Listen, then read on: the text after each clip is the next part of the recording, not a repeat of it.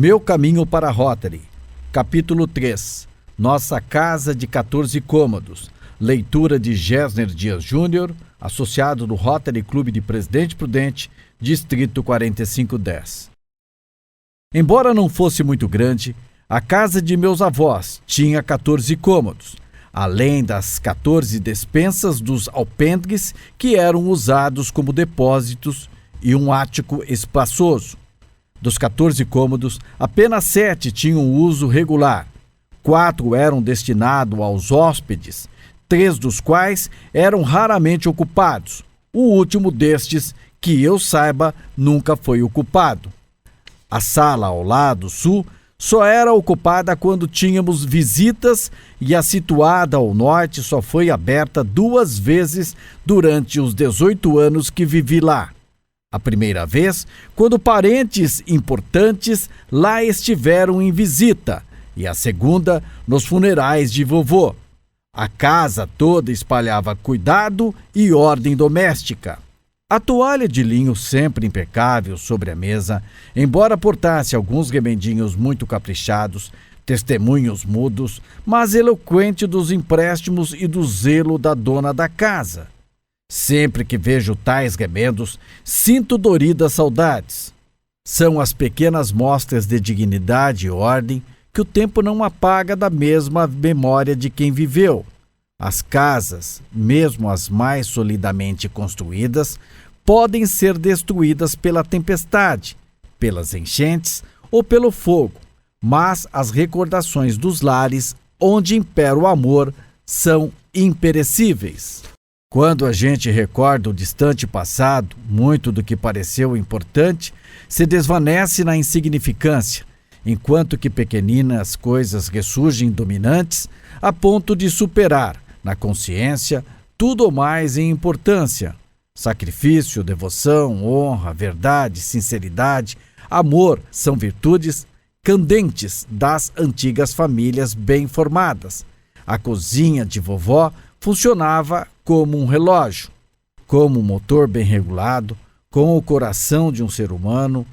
Ali era gerada a energia que controlava os afazeres domésticos.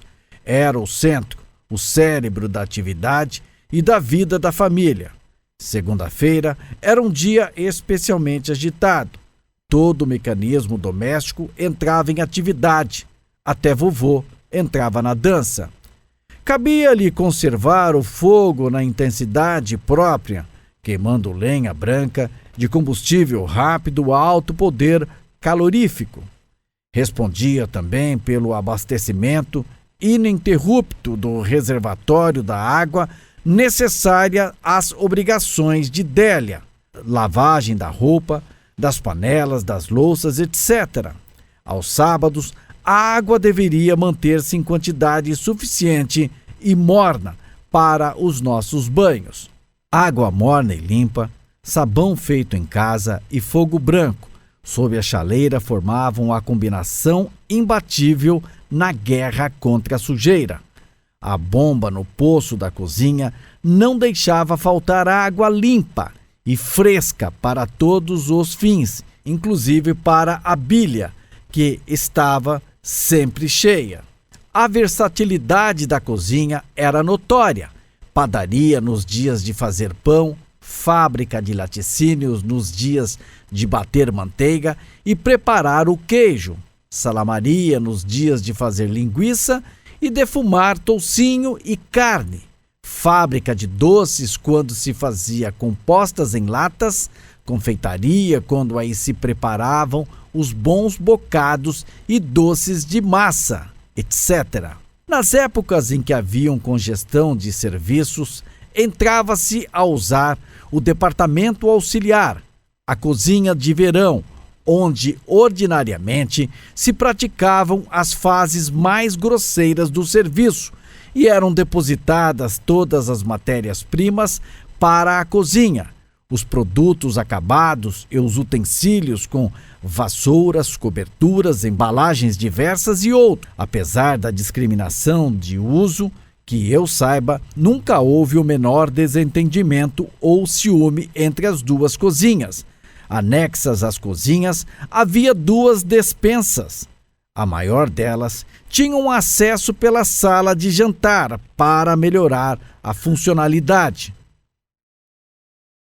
Nela se guardavam as louças do uso diário, utensílios da cozinha, ovos, outras muitas utilidades e 3 barricas, uma com farinha de trigo, outra com farinha de centeio e a terceira com açúcar. As porcelanas ficavam na sala de jantar. Na despensa menor, conservavam-se o leite, frutas, carnes e preparadas e os alimentos que exigiam um ambiente mais frio para a conservação. Ela era abrigada do sol e as acumulações de neve permaneciam por muito tempo pelo seu lado de fora. Para a vovó, a despensa maior era a despensa sul e a menor a norte. Jamais pude compreender a razão dessa qualificação, pois ambas ficavam do lado norte da casa. Para a perfeita funcionalidade das suas variedades utilizações, a cozinha tinha anexas 3 divisões de uma grande adega no subsolo, as quais mantinham frescas mesmo no verão as frutas, os legumes e as sementes. Quando chegavam o tempo do plantio, as sementes de batatas eram primeiro aquecidas ao sol, antes de serem levadas à terra.